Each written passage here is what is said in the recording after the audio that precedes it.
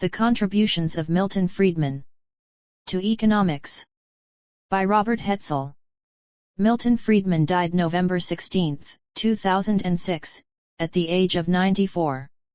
Any attempt to put his contributions to economics into perspective can only begin to suggest the vast variety of ideas he discussed.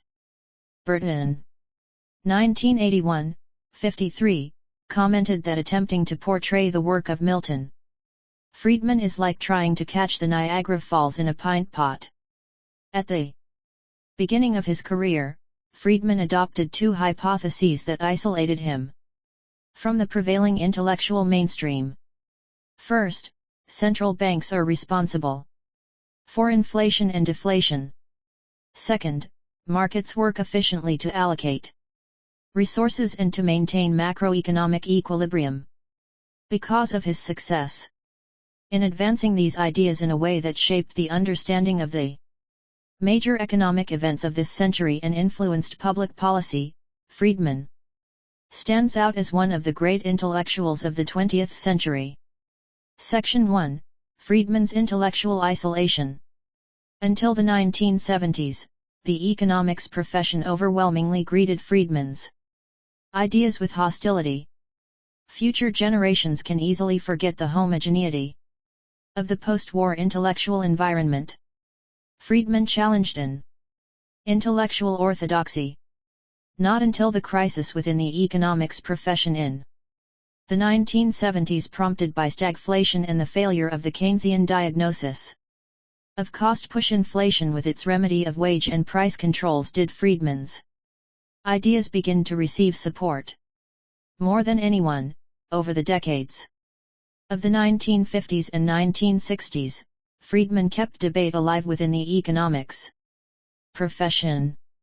Footnote: other economists in what became known as the monetarist camp were Friedman's students, Philip Kagan, David Meiselman, Richard Selden, and Richard Timberlake. Other monetarists who were not students of Friedman were Karl Brunner, Thomas Mayer, Thomas Humphrey, Alan Meltzer, Bill Poole, and, of course, Friedman's frequent co-author, Anna Schwartz. The term monetarist came from Karl Brunner in 1968. End of footnote. Because economics is a discipline that advances through debate and diversity of views, it is hard to account for the near consensus in macroeconomics in the post-war period, and also the antagonism that met Friedman's challenge to that consensus. In order to place his ideas in perspective, this section provides some background on prevailing views in the 1950s and 1960s. The Depression had created a near consensus that the price system had failed, and that it had failed because of the displacement of competitive markets with large monopolies. Intellectuals viewed the rise of the modern corporation and labor unions as evidence of monopoly power. They concluded that only government, not market discipline, could serve as a countervailing force to their monopoly power. Alvin Hansen, 1941-47, the American apostle of Keynesianism, wrote, quote, "In a free market no single unit was sufficiently powerful to exert any appreciable control over the price mechanism. In a controlled economy, the government, the corporation, and organized groups all exercise a direct influence over the market mechanism. Many contend that it is just this imperfect functioning of the price system which explains the failure to achieve reasonably full employment in the decade of the 30s. It is not possible to go back to the atomistic order. Corporations, trade unions, and government intervention we shall continue to have. Modern democracy does not mean individualism. It means a system in which private, voluntary organization functions under general, and mostly indirect, governmental control. Dictatorship means direct and specific control. We do not have a choice between plan and no plan. We have a choice only between democratic planning and totalitarian regimentation." End of quote.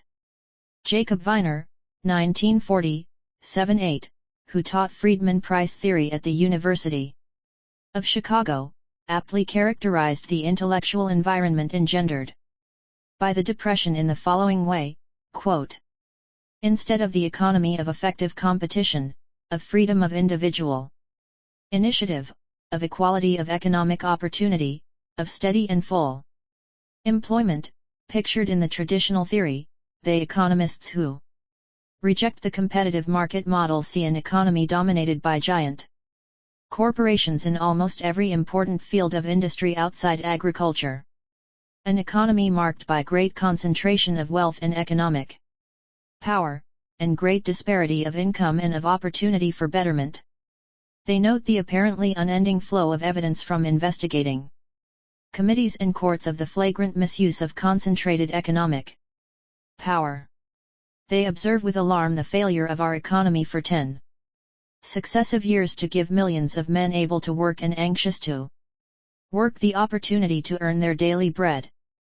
And seeing the actual world so, they refuse to accept as useful for their purposes a type of economic theory which as they read it either ignores these evils or treats them as temporary, self-correcting aberrations or excrescences of what is basically a sound economic system. Having rejected the conventional picture of the system, they tend increasingly to adopt another one, rapidly approaching equal conventionalization, but following another pattern, in which the evils are inherent in the system and cannot be excised without its drastic reconstruction and its substantial operation by government. End of quote. From the premise that the price system cannot coordinate economic activity, intellectuals concluded that government should limit the freedom possessed by individuals to make their own decisions. The impetus to the Keynesian revolution was the belief that the price system could neither allocate resources efficiently nor ensure macroeconomic stability. Today, it is hard to recall how long that view dominated the economics profession. Almost alone within the intellectual community in the 1950s and 1960s, Friedman advocated constraining government policy by rules in order to allow the price system maximum latitude to work.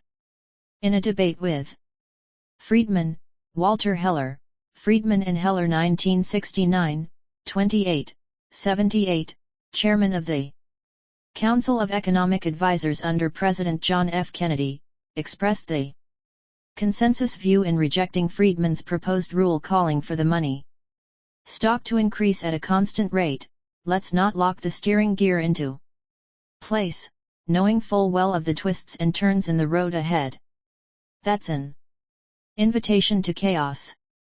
Friedman replied, "The reason why that the rule for steady money growth doesn't rigidly lock you in the sense in which Walter was speaking, is that I don't believe money is all that matters. The automatic pilot is the price system. It isn't perfectly flexible, it isn't perfectly free, but it has a good deal of capacity to adjust. If you look at what happened to this country when we adjusted to post-World War II, to the enormous decline in our expenditures, and the shift in the direction of resources, you have to say that we did an extraordinarily effective job of adjusting, and that this is because there is an automatic pilot. But if an automatic pilot is going to work, if you're going to have the market system work, it has to have some basic, stable framework." End of quote. Section 2, The Chicago School. Along with Friedman, a group of Chicago economists became known as the Chicago School. Footnote, they included George Stigler, H. Greg Lewis, Aaron Director, Ronald Coase, Gary Becker, D. Gale Johnson, Theodore Schultz, and Arnold Harberger. Frank Knight, Henry Simons, and Jacob Viner represented an earlier generation. Milton Friedman, 1974b, and George Stigler, 1962, both regarded reference to a Chicago school as misleading because it did not do justice to the diversity of intellectual opinion at Chicago. For a discussion of the Chicago School, see Redder 1982. 4. Example, Chicago in the 1950s and 1960s tried to have a preeminent Keynesian on its staff, first Lloyd Metzler and then Harry Johnson, who, nevertheless, became a critic of Keynesian ideas. Apart from Chicago, the Mont Pelerin Society assembled intellectuals who defended free markets. End of footnote. Collectively, their work showed that within a competitive marketplace the price system works efficiently to allocate resources. Footnote: when I, Hetzel, was a student at Chicago, courses had problem sets and exams organized around a list of questions requiring analysis of situations often drawn from newspapers. By the time a student graduated from Chicago, he/she had applied the general competitive model to hundreds of practical problems. Through continual practice, students developed a belief in the usefulness of the competitive market model for economic analysis. In 1988, Friedman wrote, quote, "Fundamentally, prices serve three functions. First, they transmit information. This function of prices is essential for enabling economic activity to be coordinated. Prices transmit information about tastes, about resource availability, about productive possibilities. A second function that prices perform is to provide an incentive for people to adopt the least costly methods of production and to use available resources for the most highly valued uses. They perform that function because of their third function, which is to determine who gets what and how much, the distribution of income." End of quote. Friedman's defense of free markets and criticism of government intervention in the marketplace were always controversial. By basing his arguments on the logic of price theory, Friedman kept debate on a high intellectual level. Friedman and Kuznets 1945, established the pattern for his contributions to public policy in his book, Income from Independent Professional Practice, co-authored with Simon Kuznets. In it, he calculated the rate of return to education by dentists and doctors. The book was one of the earliest studies in the field of human capital. Friedman also argued that the higher return received by doctors on their investment in education relative to dentists derived from restrictions on entry imposed by the American Medical Association.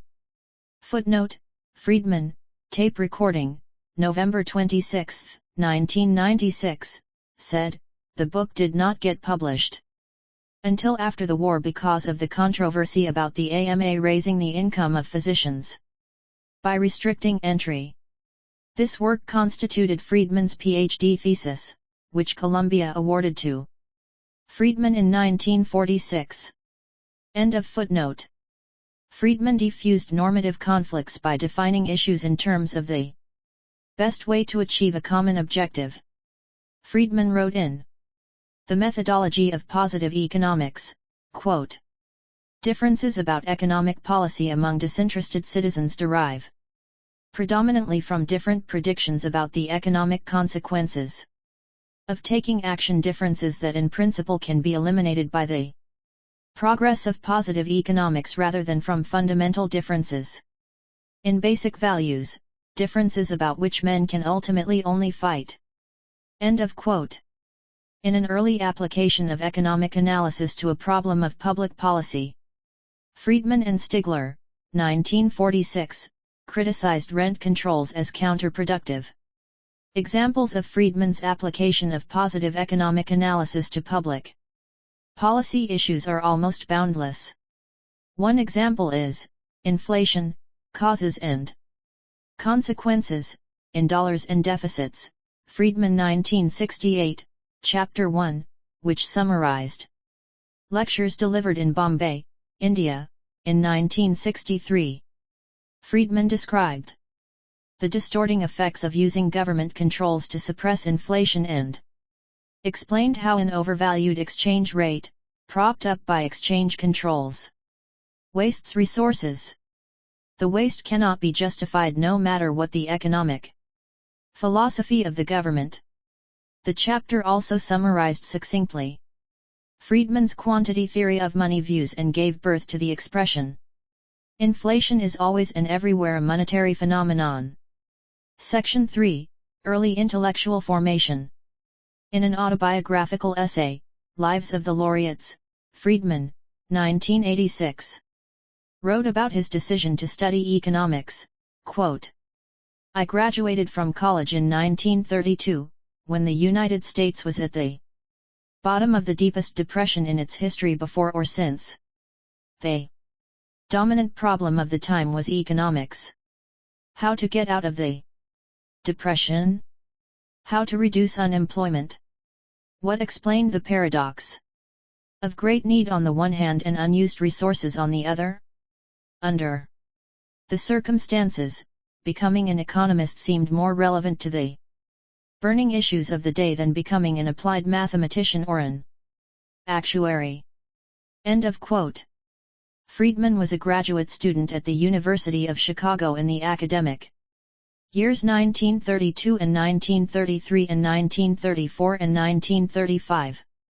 From 1933 to 1934, he was at Columbia. Friedman took Jacob Weiner's price theory course his first year at Chicago. Friedman, tape recording, November 26, 1996, recounted, quote, "His Smithian temperament certainly did come across in that course. Indeed, I believe that Weiner's course was one of the great experiences of my life. It really opened up a new world for me. It enabled me to see economics as a coherent discipline in a way that I had not seen it before. The belief that markets work at both the macroeconomic and microeconomic level is something that I left Chicago with in 1935. End of quote. Columbia nourished Friedman's empirical temperament. Friedman, tape recording, November 26, 1996, said, quote, "My empirical bent did not come from Chicago. Where it ultimately came from I do not know, but it was certainly strongly affected by Arthur Burns, and particularly by a seminar I took from him at Columbia, which consisted of going over his book on production trends. In addition, it was reinforced by the course on statistics I took from Henry Schultz at Chicago and the course in mathematical statistics at Columbia from Hetzel. That course was extremely important." End of quote. Friedman's first job was with the National Resources Committee, NRC. In 1935 in Washington, D.C., Friedman, tape recording, November 26, 1996, worked on, quote, "developing a large-scale study of consumer purchases. It was a study intended to provide basic budget data to calculate the weights for the CPI. The use of ranks did arise out of some problems that we met on the study of consumer purchases. I wrote the first draft of the use of ranks to avoid the assumption of normality implicit in the analysis of variance." Friedman 1937, while I was employed at the NRC. That paper on the analysis of ranks was indeed one of the first papers in the area of non-parametric inference. It was not, however, my first publication. My first publication was an article in the Quarterly Journal of Economics in November 1934 on Professor Pigou's method of measuring elasticities of demand from budgetary data. In fact, in the list of my publications, the use of ranks was the 9th of my publications. End of quote. Friedman worked at the Treasury in the Division of Tax Research from 1941 to 1943. After he left the Treasury, Alan Wallace, a Chicago classmate, brought him to the Statistical Research Group at Columbia, which Wallace headed with Harold Hetzel. Friedman became Associate Director. The SRG provided statistical support to various war-related projects. Wallace, 1980, told how, during the Battle of the Bulge, Army officers flew from Europe to Columbia where Friedman briefed them on work he had done on the performance of proximity fuses. Wallace also described how he and Friedman pioneered what came to be known as sequential analysis. Wallace had been given the problem of working on the necessary size of samples to use in testing military ordnance. Classical tests seemed to require too many observations. A seasoned observer could tell more quickly whether an experimental ordnance was working or not. Wallace, 1980, wrote, quoting from a 1950 letter, "If a wise and seasoned ordnance expert like Schuyler were on the premises, he would see after the first few thousand or even 100 rounds that the experiment need not be completed.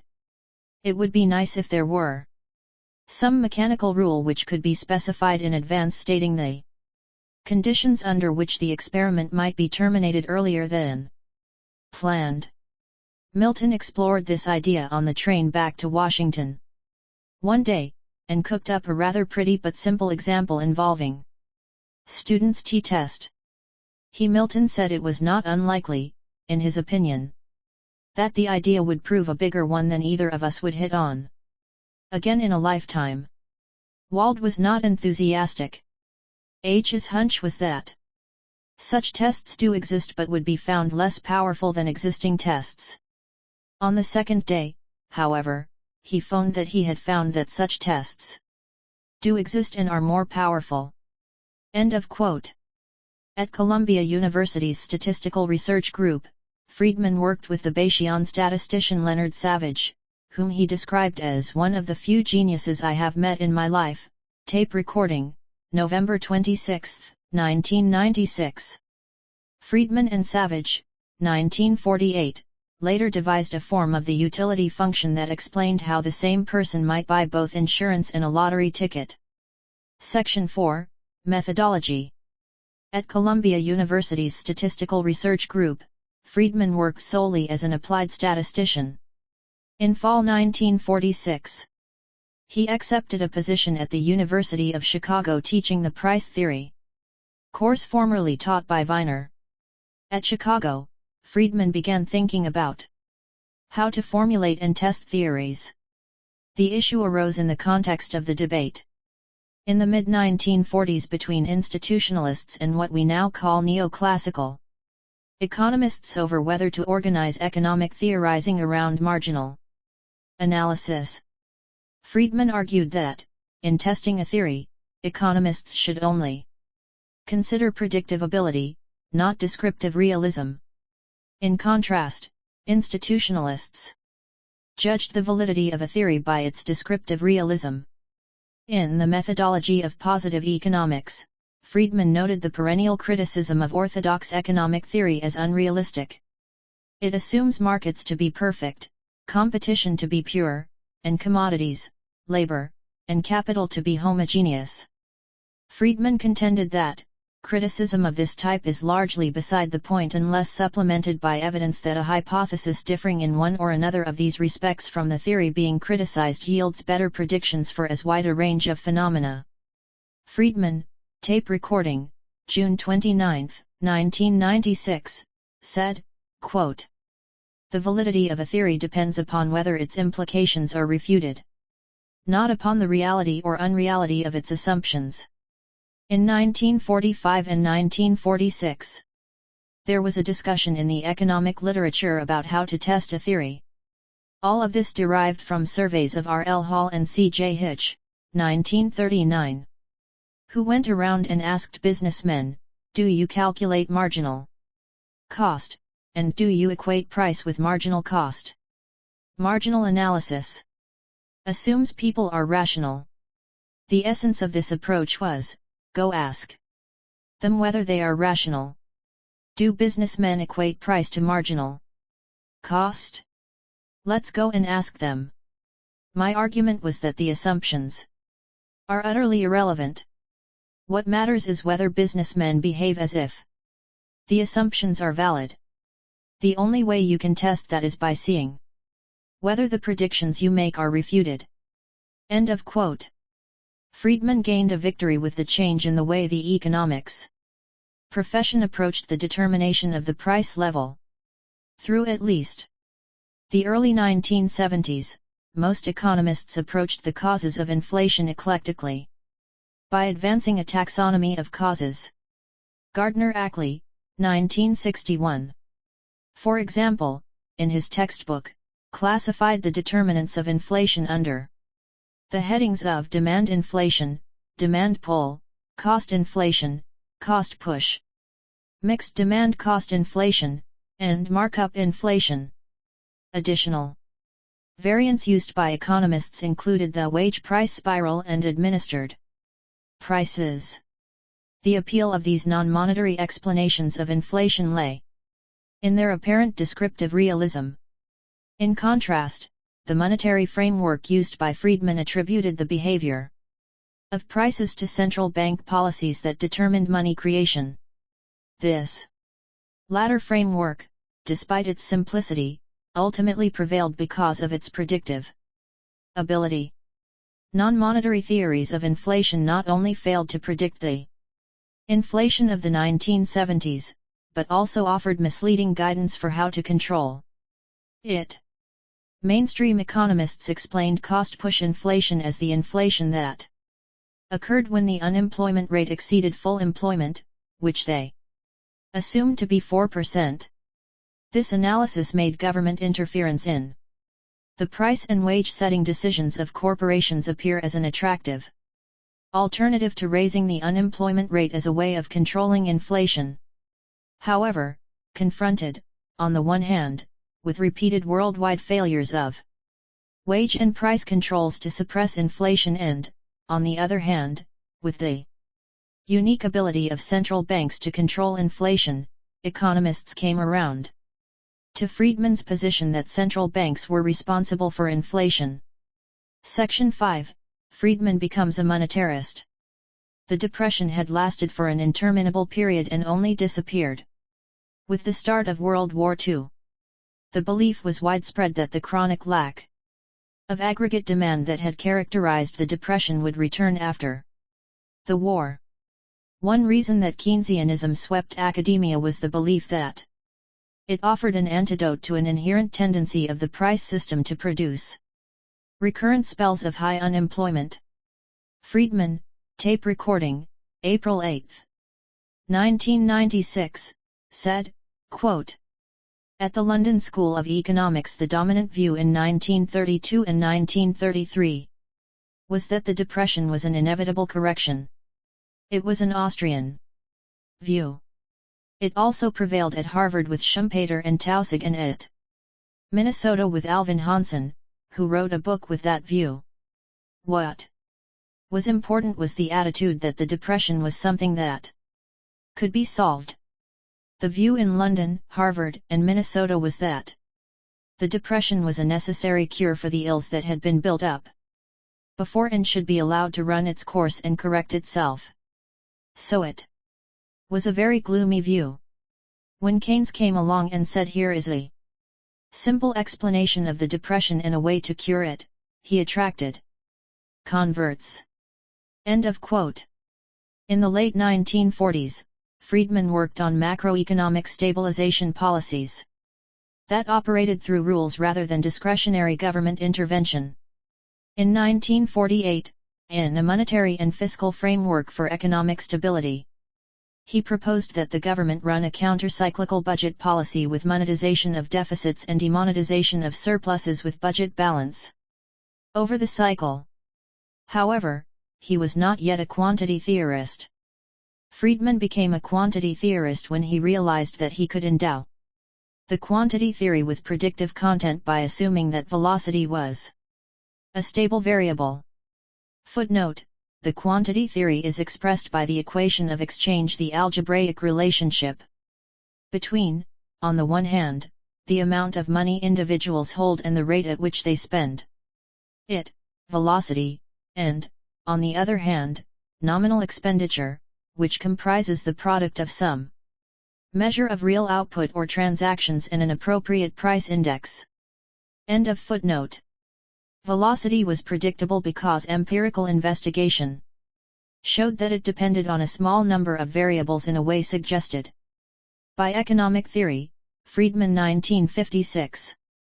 The equation of exchange then became, for Friedman, not simply a tautological identity but rather an engine of analysis, the phrase of Alfred Marshall that Friedman used after the war.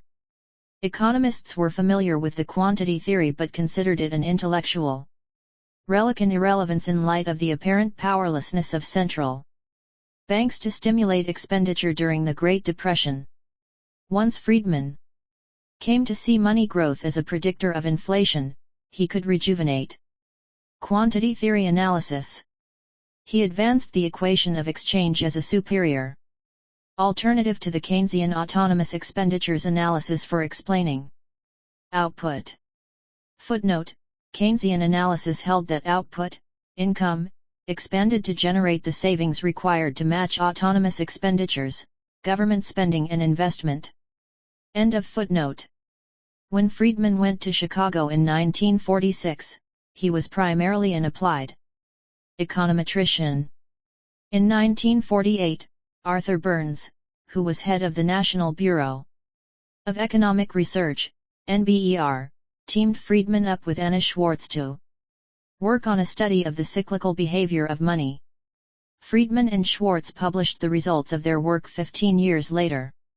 Their collaboration blossomed eventually into 3 NBER volumes on money, A Monetary History of the United States, 1867–1960, 1963, Monetary Statistics of the United States, 1970, and Monetary Trends in the United States and the United Kingdom, 1982. As elaborated in Monetary Statistics, Friedman and Schwartz created consistent statistical time series on money starting in 1867. The enormous efforts put into constructing series on money attest to the importance they assigned to empirical investigation. With the NBER Money series, Friedman analyzed the behavior of money and inflation in price, income, and monetary changes in 3 wartime periods. He compared the rise in the price level and nominal income in the Civil War, World War I, and World War II. The price level rose by a similar amount in each episode from the onset of the war to its subsequent peak. Friedman argued that those periods constituted a useful experiment for distinguishing between Keynesian and quantity theory explanations of inflation. According to Keynesian theory, the rise in prices and nominal income should depend upon the way that government financed the increase in war expenditures. Accordingly, the rise in prices and nominal income should vary inversely with the extent to which government financed the rise in war expenditures through taxes as opposed to deficit spending. Friedman found to the contrary that money, not fiscal policy, provided a satisfactory explanation for the common behavior of inflation in these wars. The behavior of money per unit of output explained inflation in each of the 3 episodes.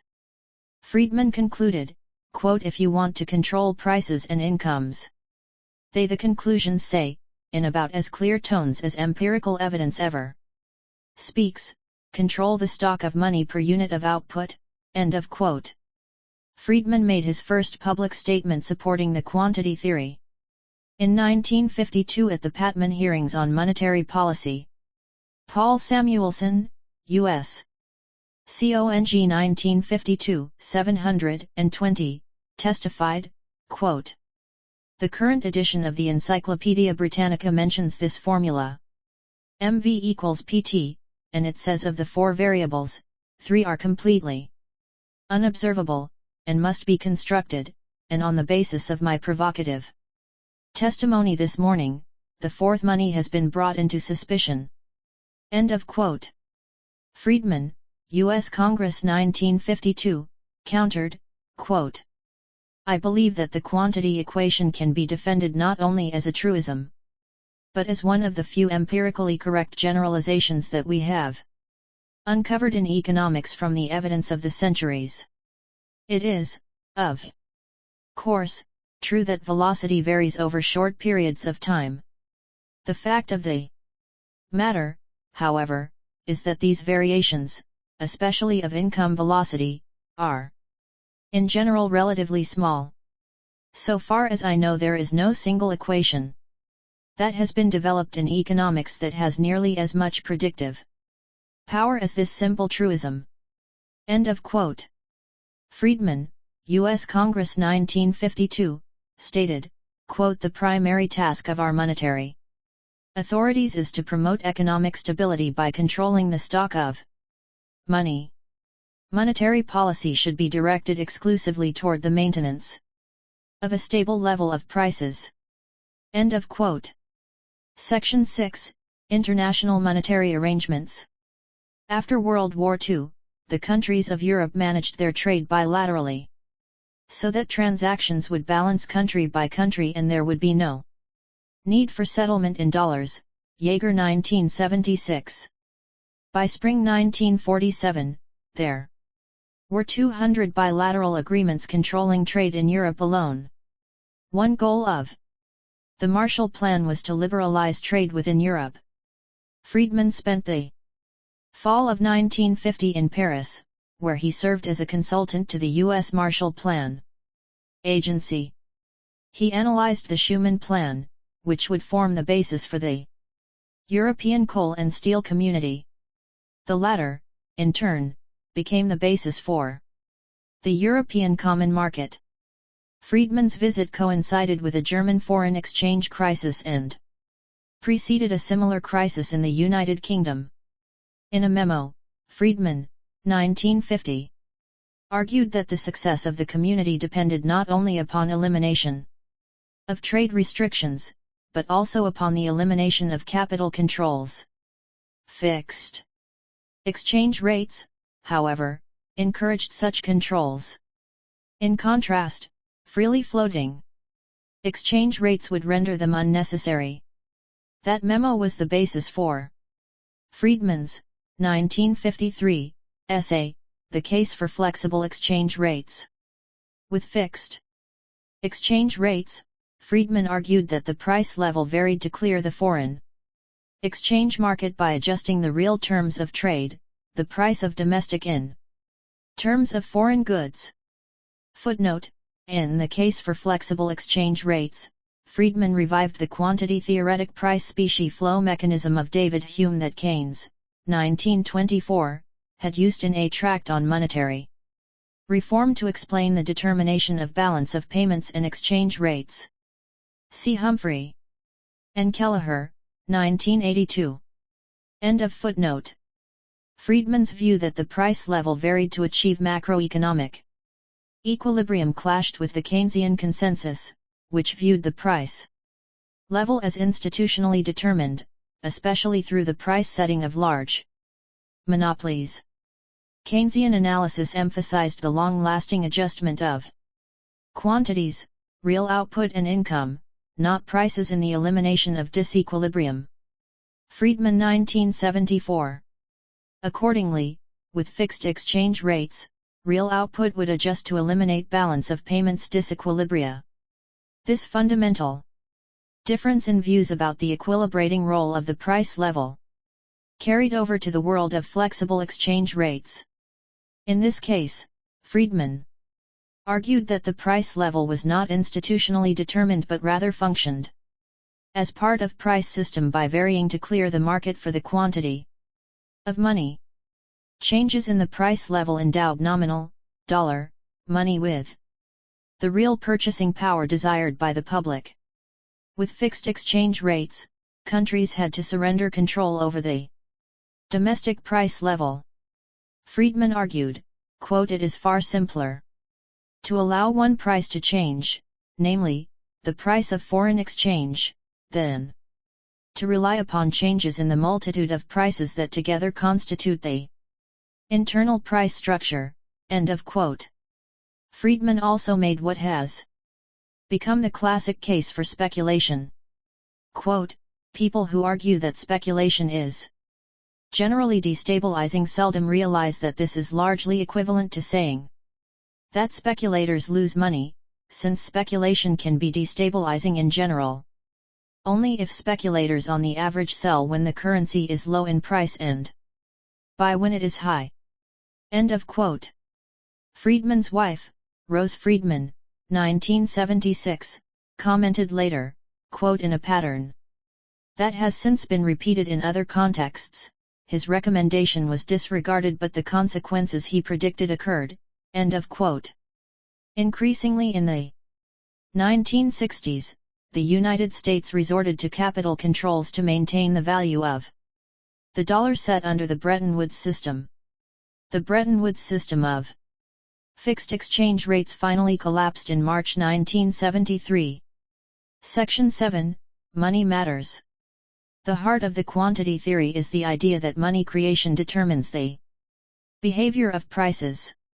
Friedman gave empirical content to the theory by studying instances where historical circumstances suggested that money was the causal factor in this relationship. Friedman argued, quote, "There is perhaps no empirical regularity among economic phenomena that is based on so much evidence for so wide a range of circumstances as the connection between substantial changes in the stock of money and in the level of prices. Instances in which prices and the stock of money have moved together are recorded for many centuries of history, for countries in every part of the globe, and for a wide diversity of monetary arrangements." End of quote. In the 1950s, Friedman engaged in empirical work on the interrelationships of money, prices, and income over the business cycle. Based on that work, he developed a critique of Keynesian economics and a positive program of monetary reform. As noted above, Friedman championed his approach on the empirical grounds that the income velocity of money, emphasized by the quantity theory, was historically more stable than the relationship between investment, autonomous expenditures, and income, emphasized by Keynesianism. In 1955, Friedman and David Meiselman, 1963, began working on the paper that became The Relative Stability of Monetary Velocity and the Investment Multiplier in the United States, 1897–1958. They calculated numerous regression equations involving income and contemporaneous and lagged values of autonomous expenditures and money. Because Meiselman had to estimate the regressions by hand, the project involved an enormous effort. Meiselman, tape recording, August 20, 1999, recounted that they had clear results by 1958 but delayed publication until 1963 because of the time involved in checking the calculations. Friedman and Meiselman demonstrated that correlations between money and consumption were higher than correlations between a measure of autonomous expenditure, net private investment, plus the government deficit, and consumption. In Meiselman's words, tape recording August 20, 1999, the paper created an enormous stir. Footnote: an extensive literature appeared critical of the paper. Because of the rejoinders by Albert Ando and Franco Modigliani, the debate was called the Battle of the Radio Stations, AM versus FM. End of footnote. Later, Leonal Anderson and Jerry Jordan, 1968, at the St. Louis Fed, performed a similar experiment. Their regressions showed that money, rather than the full employment government deficit, was more closely related to nominal output. They claimed that their results demonstrated the importance of monetary policy and the impotence of fiscal policy. The Keynesian rebuttals of the Friedman-Meiselman and Anderson-Jordan work made a valid econometric point that the reduced forms these authors estimated were not appropriate for testing a model. One needed to estimate a final form derived from a model. With such a functional form, the right-hand variables in the regression would be exogenous and one could talk about causation. Footnote: basically, when the relevant variables are all determined together, their correlations say nothing about causation. To test causation, the economist must express relationships with independently determined, exogenous, variables on the right-hand side of regressions. End of footnote. Nevertheless, the Friedman-Meiselman results surprised the profession and created considerable consternation. They successfully made the point that Keynesians had little empirical evidence to support their position. This criticism provided a major stimulus to the development of large-scale econometric models. Section 8, A Monetary History of the United States, 1867–1960. Milton Friedman's most influential work, co-authored with Anna Schwartz, was A Monetary History of the United States, 1867–1960. It provided the historical narrative supporting the contention that in many episodes, monetary instability arose independently of the behavior of nominal income and prices. As a result, Friedman and Schwartz could infer causation from the empirical generalizations they distilled in a way that guarded against the post hoc ergo propter hoc fallacy.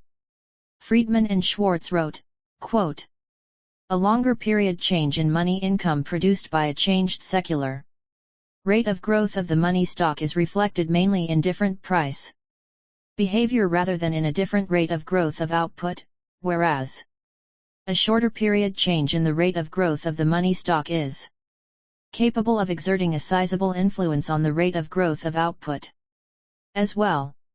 These propositions offer a single, straightforward interpretation of all the historical episodes involving appreciable changes in the rate of monetary growth that we know about in detail. We know of no other single suggested interpretation that is at all satisfactory.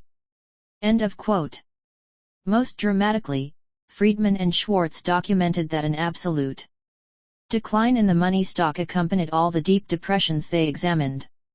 1875–1878, 1892–1894, 1907–1908, 1920–1921, 1929–1933, and 1937–1938. At times, the influence of events, of political pressures, and of the actions of the Fed on the money stock was largely adventitious so that the resulting behavior of money could only be seen as an independent destabilizing influence. Friedman and Schwartz examined in detail the following events: the inflation accompanying the issuance of greenbacks in the Civil War and the deflation associated with the return to the gold standard in the 1870s, the destabilizing populist agitation for free coinage of silver and the run on banks in 1893, the inflation associated with gold discoveries in the 1890s, and the economic contraction and deflation following the Fed's increase in the discount rate from 4 to 7% between fall 1919 and summer 1920. With respect to the latter event, Friedman, 1960, wrote, quote, "The result was a collapse in prices by nearly 50%, one of the most rapid if not the most rapid on record, and a decline in the stock of money that is the sharpest in our record up to this date." End of quote. Although other economists, including Irving Fisher and Clark Warburton, had argued for a monetary explanation of prices and the business cycle, the arguments of Friedman and Schwartz were more persuasive because they provided an explanation that rationalized the entire period from 1867 to 1960. Although the depression was extreme, it was still only a particular case. Even though written for economists, A Monetary History was one of the most influential books of the 20th century because of the way it radically altered views of the cause of the Depression. Economists had interpreted the Depression as evidence of market failure and the impotence of monetary policy to deal with that failure. They believed the near-zero level of short-term interest rates on Treasury bills meant that an easy monetary policy could not bring the economy out of recession. In contrast, Friedman and Schwartz explained the Depression not as a failure of the free enterprise system that overwhelmed monetary policy, but rather as a result of misguided actions of the Fed. The Fed, far from being a passive actor as had commonly been believed, took highly destabilizing actions. For example, in fall 1931, when Britain went off the gold standard, the Fed raised the discount rate from 1.5% to 3.5%, a drastic contractionary move. Just as damaging was what the Fed did not do, namely, undertake the open market purchases that would have reversed the decline in money.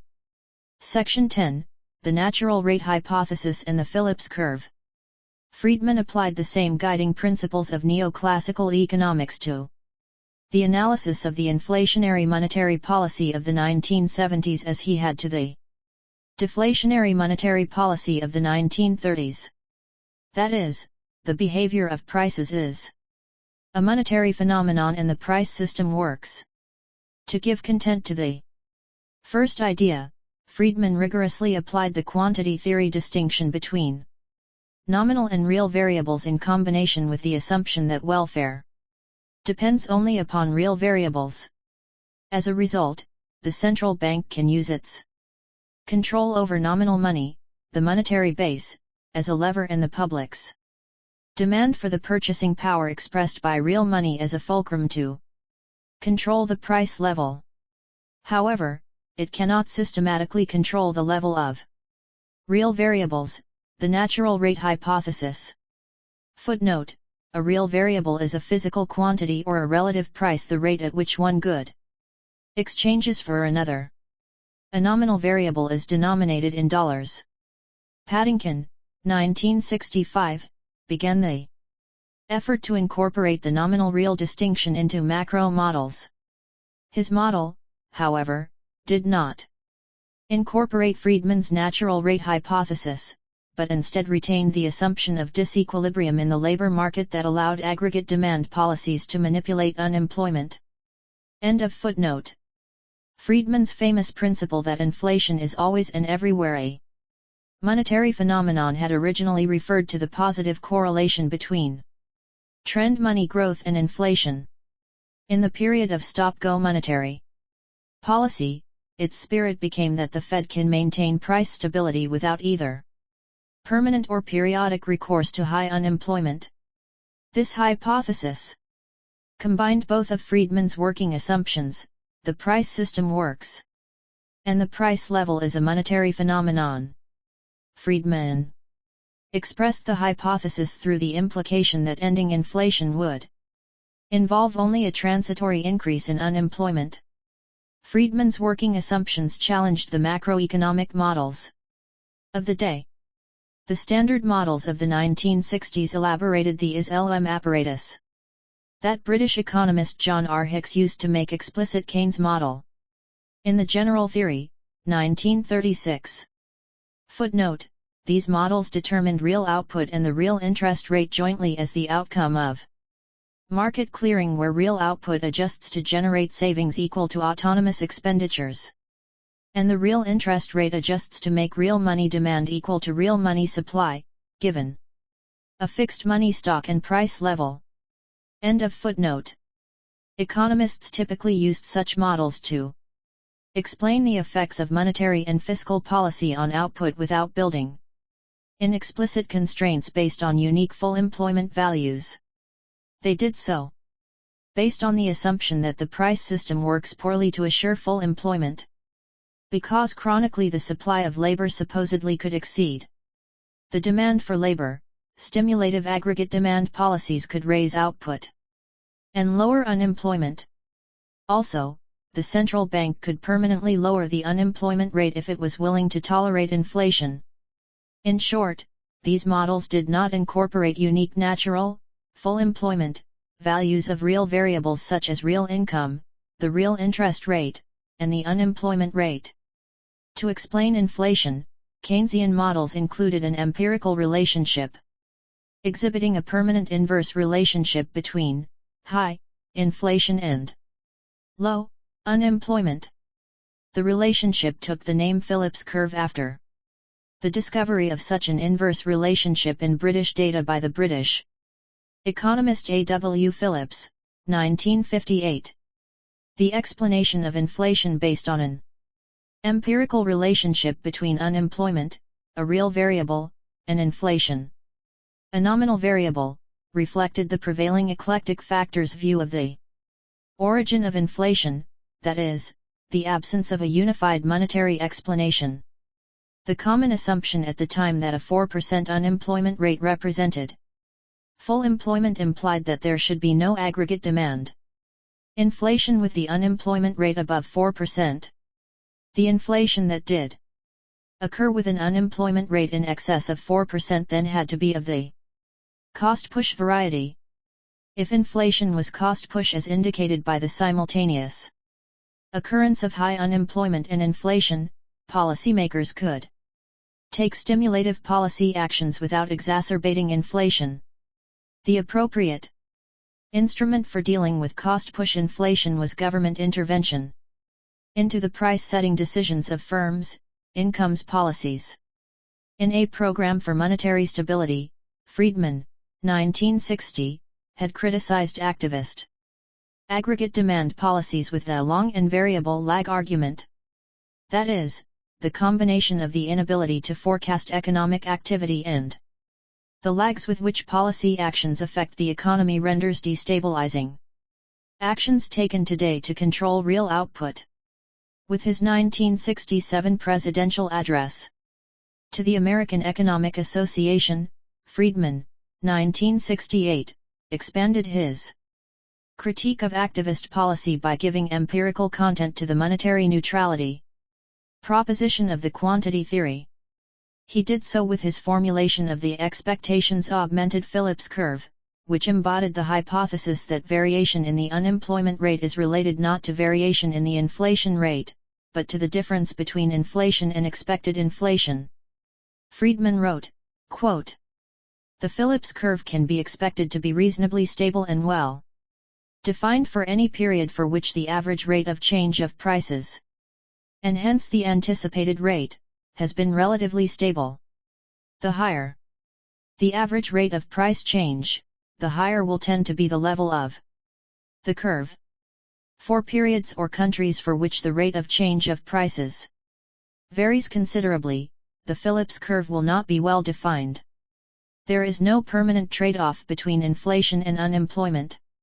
The temporary trade-off comes not from inflation per se, but from unanticipated inflation." End of quote. Friedman's hypothesis that monetary policy cannot systematically affect real variables took the name natural rate hypothesis. His specific formulation in terms of the expectations augmented Phillips curve also became known as the accelerationist hypothesis, an attempt to target the unemployment rate will lead to ever-accelerating inflation or deflation, depending upon whether the Fed sets the unemployment target too low or too high. To use more recent terminology, the central bank cannot predictably control the values of variables determined by the real business cycle core of the economy. That is, the economy stripped of monetary non-neutralities. Keynesians understood the quantity theory as the proposition that in the long run money is neutral. They thought of the quantity theory as little more than the long-run homogeneity postulate that an equiproportionate rise in all prices and in money leaves real variables unaltered, Samuelson and Solow in 1960. Because they thought of policy as being made in a succession of short runs, there appeared to be little need to build monetary neutrality into models used for macroeconomic stabilization. The natural rate hypothesis as embodied in the expectations augmented Phillips curve gave the quantity theory assumption of the neutrality of money-specific empirical content by giving content to the distinction between long-run and short-run. The long run became the interval of time required for the public to adjust its expectations in response to a higher inflation rate. And, as Friedman argued, the speed of adjustment of the public's expectations depends on the monetary environment. Quote, "In South American countries, the whole adjustment process is greatly speeded up." End of quote. Friedman's formulation of the natural rate hypothesis with the expectations augmented Phillips curve yielded testable implications. Specifically, the Phillips curve relationship between inflation and unemployment would shift upward as trend inflation rose and expected inflation adjusted upward. As a result, higher inflation would not produce lower unemployment. Friedman offered an explanation for the observed inverse relationship between inflation and unemployment summarized by the Phillips curve that implied the disappearance of the relationship in response to sustained inflation. The stagflation of the United States in the 1970s validated that prediction. Friedman also predicted that even the short-run trade-off would tend to disappear as the variability of inflation increased. That prediction received support in studies across countries. Finally, Friedman predicted the failure of wage and price controls to control inflation. Footnote: one of Friedman's contributions to economics was to formulate hypotheses in a way that stimulated further theoretical innovation. Muth, 1960, applied the idea of rational expectations to address the optimality of Friedman's use of exponential weights on lagged income as a proxy for permanent income. Lucas formalized Friedman's theoretical critique of the Keynesian Phillips curve in two seminal papers. In his Natural Rate Rational Expectations formulation of the Friedman expectations augmented Phillips curve, Lucas applied Muth's idea of rational expectations to macroeconomics. He did so to address the accelerationist aspect of Friedman's formulation of the expectations augmented Phillips curve. Lucas noted that with rational expectations, even accelerating money growth will not lower unemployment because the public will come to anticipate the acceleration. That is, can the Fed lower the unemployment rate persistently if it is willing to raise inflation indefinitely? Lucas also generalized Friedman's critique of the Phillips curve as being a reduced form relationship dependent upon a particular past monetary policy rather than, as assumed by Keynesians, a structural relationship invariant to changes in monetary policy. For further discussion, see Sargent, 1987. Section 10, The Optimal Quantity of Money. In addition to his theoretical critique of the Keynesian Phillips curve, Friedman also made a contribution to the pure theory of money. He pointed out that the public can create real money balances costlessly by reductions in the price level. However, while real money balances are costless to create, individuals see an alternative cost of holding them equal to the nominal interest rate. Therefore, they hold fewer real money balances than are socially optimal. Friedman put the argument in terms of an externality. An individual's attempt to acquire an additional dollar of purchasing power will lower the price level. Because the individual does not benefit from the resulting capital gains other holders of money receive, he does not hold the socially optimal amount of purchasing power. By setting money growth at a rate that causes a deflation equal in magnitude to the real rate of return to capital, the central bank can make the return to holding money equal to the return to holding bonds. With that rate of deflation, the nominal interest rate is zero. Friedman, 1969, wrote, "Our final rule for the optimum quantity of money is that it will be attained by a rate of price deflation that makes the nominal rate of interest equal to zero." End of quote. Section 11, Stop-Go Monetary Policy and Inflation. As a result of the effort begun in the mid-1960s by the Fed to manage the economy, money growth began to fluctuate irregularly around a rising trend line. Friedman consistently predicted the results. For example, at the Patman hearings in 1964, Friedman, 1964 in U.S. Congress, noted, "Over these 9 decades, there is no instance in which the stock of money, broadly defined, grew as rapidly as in the past 15 months for as long as a year and a half without being accompanied or followed by an appreciable price rise. In the event, CPI inflation almost tripled, rising from 1.3% in 1964 to 3.6% in 1966. Friedman gave force to his ideas by interpreting the events of the 1960s and 1970s as experiments capable of distinguishing monetarist from Keynesian ideas. He argued that the 1960s furnished the kind of controlled experiments necessary to distinguish whether the deficit exerted an influence on output independently of money. In 1966, Friedman argued that monetary policy Was tight and fiscal policy expansionary. The economy slowed in 1967, as Friedman, but not Keynesians, predicted. In 1968, the situation reversed. Fiscal policy was tight because of the 1968 surtax and monetary policy was easy. The economy became overheated in 1968 and early 1969. Friedman, 1970, wrote, quote, "In the summer of 1968, Congress enacted a surcharge of 10% on income. We had a beautiful controlled experiment with fiscal policy. Being extremely tight and monetary policy extremely easy. Here was a contrast between two sets of predictions. The Keynesians argued that the surtax would produce a sharp slowdown in the first half of 1969.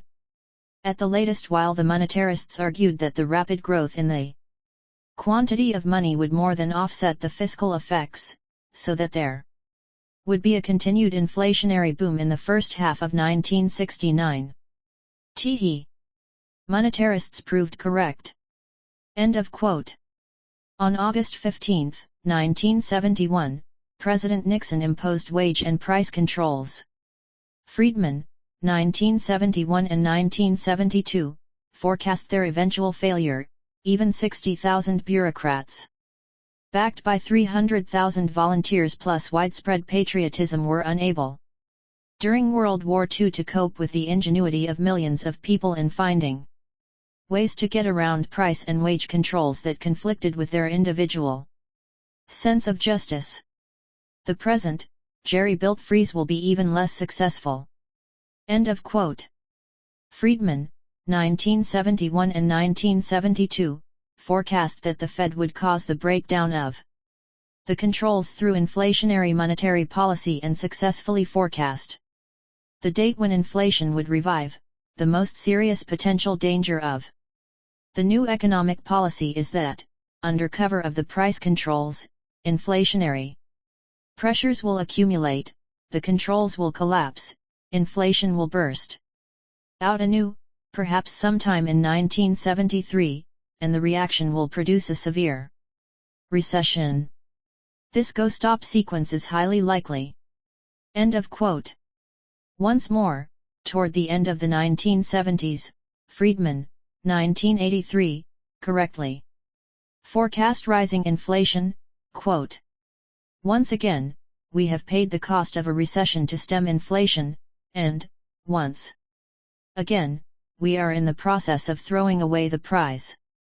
Inflation will resume its upward march, not to the modest 6% the administration is forecasting, but at least several percentage points higher and possibly to double digits again by 1978 or 1979. There is one and only one basic cause of inflation: too high a rate of growth in the quantity of money." End of quote. Section 12, Rules versus Discretion. Friedman made a general case for conducting policy by a rule rather than through discretion in his essay, Should There Be an Independent Monetary Authority? He first repeated the standard argument for discretionary implementation of policy. Using the example of voting case by case on the exercise of free speech, Friedman, 1962, then offered a rebuttal that emphasized how a rule shapes expectations in a desirable way, quote, "Whenever anyone suggests the desirability of a legislative rule for control over money, the stereotyped answer is that it makes little sense to tie the monetary authority's hands in this way because the authority, if it wants to, can always do of its own volition what the rule would require it to do, and, in addition, has other alternatives. Hence, surely, it is said, it can do better than the rule. If a general rule is adopted for a group of cases as a bundle, the existence of that rule has favorable effects on people's attitudes and beliefs and expectations that would not follow even from the discretionary adoption of precisely the same policy on a series of separate occasions." End of quote. Section 13, The Permanent Income Hypothesis. the idea had been around for a long time that an individual's consumption depends upon long-term income prospects or upon wealth rather than current income. Friedman, 1957, in particular, acknowledges Margaret Reed for ideas on the measurement of permanent income. Friedman's contribution was to give these general ideas empirical content by expressing them in a form capable of explaining a variety of data, cross-section and time series, on consumption. Friedman, 1957, Chapter 2, used the analytical framework of Irving Fisher, 1907, 1930, to model how an individual distributes his consumption over time, given his endowments, preferences, and the interest rate. The interest rate is the intertemporal price of resources, which reconciles the household's desire to straighten out the stream of expenditures even though its receipts vary widely from time period to time period with the cost of doing so. Friedman, 1957. Friedman's formulation of the permanent income hypothesis made him a pioneer in development of the optimizing framework that is the basis for modern macroeconomics. Friedman gave Fisher's framework empirical content by modeling income as composed of uncorrelated permanent and transitory components, an idea borrowed from Friedman's earlier work, Income from Independent Professional Practice. According to Friedman's permanent income hypothesis, an individual's consumption depends only on the permanent component of income. Friedman also employed the hypothesis that individuals form expectations of the future as a geometrically weighted average of their past incomes. In A Theory of the Consumption Function, Friedman, 1957, used a single theory to explain why the savings ratio rises with income when income and consumption are measured with cross-section data, but remains constant when measured with time series data. He argued that family budget studies show savings rising as a fraction of income as income rises because measured income includes transitory income. Some families with low measured income in a given year are experiencing temporarily low incomes, so they maintain their consumption at a relatively high level, and conversely with families with transitorily high measured income. Consequently, the savings rate appears to rise with income. Aggregate data, however, show savings as a fraction of income remaining approximately constant at around 0.9 as income has risen secularly. Because transitory income averages out in this case, it does not bias the measure of the savings rate. Section 14, Free Markets. Friedman defended free markets indefatigably and in every forum. Like Adam Smith, he explained how markets and the price system harness the efforts of individuals to better themselves in a way that improves the general welfare. More than any other individual over the post-war period, Friedman moved the intellectual consensus away from the belief that a rising standard of living rested on central planning to the belief that it rested on free markets. Friedman advanced public understanding of the operation of markets through his free market proposals to solve problems. His first collection of such proposals came in Capitalism and Freedom, Friedman 1962b. Although inevitably controversial, many of Friedman's proposals came to fruition.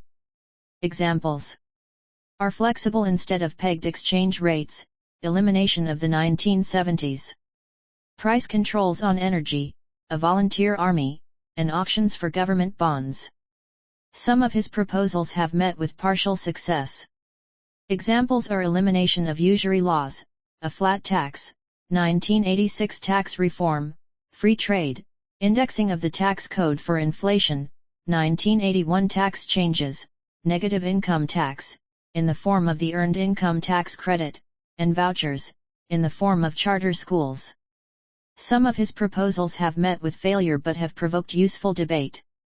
Examples are the legalization of drugs and elimination of the postal monopoly on the delivery of first-class mail. There is no way to review succinctly Friedman's defense of free markets. A single example among countless must suffice. In congressional testimony, Friedman, U.S. Congress 1964, had the following exchange with a congressman over usury ceilings. Vanek, is there not another way to stabilize interest rates simply by the establishment of national usury laws? This is not price control. It goes to our very heritage. Friedman, I believe that is price control. Vanek, but it has its roots in morality. Friedman, no, I hope that Jeremy Bentham did not write in vain. Vanek, there is not any relationship between interest rates and human decency. Friedman, there may be a relation between a market in which interest rates are free to move and human decency. I believe there is much evidence to support this belief, that such a limit will reduce it. What happens, when you put on a usury law in any country, is that the borrowers who most need loans are driven to get the loans at much higher rates of interest than they otherwise would have to pay by going through a black market. Vanek, does not a usury law have the effect of stabilizing the cost of money? Friedman, no, its only effect is to make loans unavailable. Consider price control in general. The effect of price control, if you set the price too low, is to create a shortage. If you want to create a shortage of loanable funds, establish a ceiling on interest rates below the market, and then you will surely do it. Vanek, the whole thing is concerned with the economy, the way it is going to move along and expand, without the drag that high interest rates might impose on it. Friedman, I wonder if you would mind citing the evidence that high interest rates are a drag? Vanek, well, I am not here answering the questions. Now, you advocate surplus or at least sufficiency of the money supply, but you have given us no assurance that it is going to be available at any reasonable price. Money differs from anything else. This is not wheat. This is not bread. Friedman, in a free market, the price rises because there is an increase in demand. If people want to buy more wheat or more meat and this raises the price, then such a rise in price is a good thing because it encourages production in order to meet the demand, and the same thing is true on the market for loans. The second comment I would like to make is that one of the difficulties in our discussion is the use of the word money in two very different senses. In one sense, we use money to mean the green paper we carry around in our pockets or the deposits in the banks. In another sense, we use money to mean credit, as when we refer to the money market. Now, money and credit are not the same thing. Monetary policy ought to be concerned with the quantity of money and not with the credit market. The confusion between money and credit has a long history and has been a major source of difficulty in monetary management. Section 15, Concluding Appraisal. Societies develop a sense of shared identity through the way they interpret the dramatic events of the past. The interpretation of historic events requires ideas, the stock in trade of intellectuals. Milton Friedman became one of the most influential intellectuals in the 20th century because of the impact of his ideas in redefining views of the Depression and in shaping contemporary views of the Great Inflation from the mid-1960s through the early 1980s. The Depression represented not a failure of the capitalist system, but rather a breakdown in U.S. monetary institutions. The economic instability and rising inflation in the decade and a half after 1965 represented the stop-go character of monetary policy. A major reason for Friedman's success as an economist was that he combined the intellectual traits of the theoretician and the empiricist. Theoreticians think deductively and try to understand the world around them in terms of a few abstractions. Empiricists think inductively and try to understand the world around them through exploration of empirical regularities. Friedman possessed both traits. Friedman's theoretical temperament appeared in his attraction to the logic of neoclassical economics. At the same time, Friedman forced himself relentlessly to formulate hypotheses with testable implications.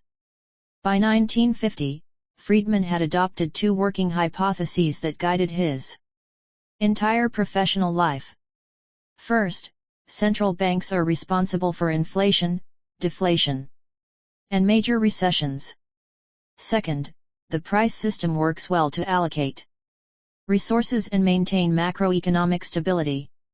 For a quarter century after 1950, the consensus within the economics profession remained hostile to these ideas. A symbol of the triumph of the first principle came in October 1979 when FOMC Chairman Paul Volcker committed the Fed to the control of inflation. A symbol of the second came in fall 1989 when the Berlin Wall fell. Friedman applied the analytical apparatus of neoclassical economics indefatigably to understand the world. He was one of the great intellectuals of the 20th century in that he used ideas and evidence to change the way an informed public understood the world. In his understanding of how competitive markets combine with individual freedom to better individual well-being and the prosperity of society, Friedman was a true heir of Adam Smith. The end.